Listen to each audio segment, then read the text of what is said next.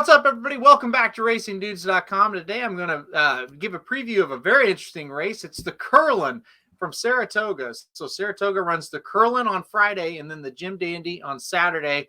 And the Curlin will get us going. It's a 1 1/8 race for a $135,000 purse. It's for 3-year-olds which have not won a graded sweepstakes at a mile or over in 2022. So it's kind of an interesting restricted stakes race. It's kind of a race where horses can win and maybe jump back up into a race like the Travers afterwards. We saw V.E. Day back in the day, so to speak, win this race and then go on to win the Travers. So we'll get a couple of runners probably out of this race that'll try the Travers. It's a solid field of 9 runners here. I'm going to go all the way to the outside for my top pick. I'm going to go with the number 9 Artorias on top here for Chad Brown. This horse by Arrogate on debut at Keeneland ran very well, but kind of had a rough trip. Didn't break from the gate all that well, and was able to get second still. Last time out, shipped to Belmont Park at a mile and was able to break the maiden at 3 to 5. I think he is ready for this test, and I'm kind of very excited to see how this horse runs. So I did go with Artorias on top.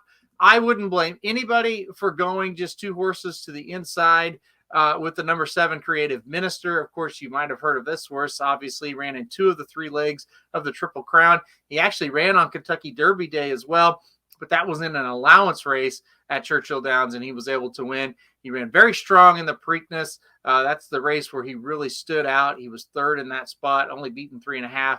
Went to the Belmont and was kind of flat. Just didn't run very well.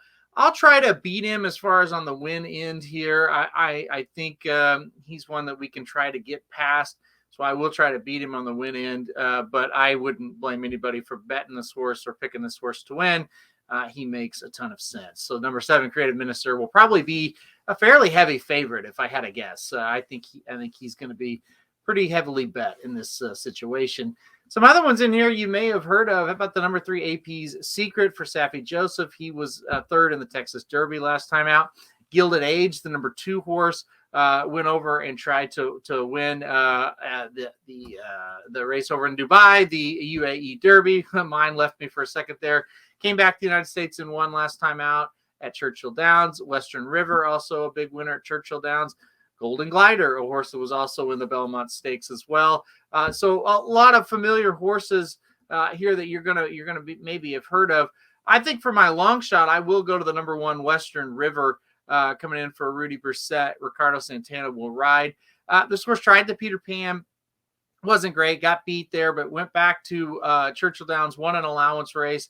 I think he's coming in the race pretty strong, and I think he'll be one that's going to come and make a nice little run there at the end. So on top, I'll go all the way outside to Artorias. I think the morning line favorite, Creative Minister, the 7 horse, is certainly the one to beat, but I will try to beat him with the 9. I'll get Creative Minister mixed in there as well, and then I'll also play with Western River, the 1 horse for Rudy Brissett. So that's it for the Curlin Stakes, guys. It's going to be a very fun weekend at Saratoga. Obviously, we'll be back with the Jim Dandy preview a little bit later on when that thing gets drawn. As I record this, it is Tuesday. It is Wednesday. My days are getting mixed up here. It is Wednesday morning. So by the time this video is probably published and out, I'll be probably recording the Jim Dandy preview, because that was going to draw a little bit later on today. And, of course, Preakness winner early voting is going to headline that. And also the 2nd place and 3rd place runners of the Kentucky Derby will be there as well, Epicenter and Zandon. So that is going to be a lot of fun. But this can be a sneaky race sometimes, this Curlin. So make sure to watch this race on Friday at Saratoga. I think it's going to be pretty good. We got a decent field of 9 here. And like I said, if you're going to try to beat Creative Minister, the good news is you've got a lot of choices here that you could take to try to beat him. There's some interesting horses no matter where you look. Even the Springboard Mile winner from last year, Make It Big, is back after a poor start. To start his 2022, he's back to try it here. So had to mention him before we get off the air here. So, hey, guys, like I said, check out the previews on RacingDudes.com. We're going to have a lot coming up in the next few days. And thanks, everybody, for watching. And hope we have a good Saratoga on Friday.